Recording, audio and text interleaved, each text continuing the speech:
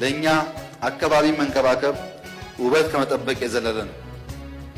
እየደጋገመ የሚመታንን ድርቅና ረሃብ ከማስወገድ አንጻር ነው የምናየው።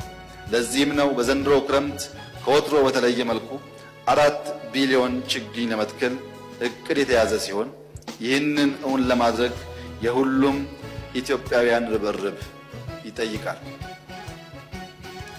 ከዚህ የአረንጓዴ እቅድ ጋር ተያይዞ ሁሉም ኢትዮጵያውያን የሚሳተፉበት 200 ሚሊዮን ችግኞችን በአንድ ጀንበር የምንተክልበት የአረንጓዴ አሻራ ቀን የፊታችን ሐምሌ 22 ስለሚከናወን ለተከበረው ምክር ቤት አባላትና ለኢትዮጵያውያን በሙሉ የሚጠበቅብንን እንድናደርግ በዚህ አጋጣሚ ጥሪዬን አስተላልፋለሁ።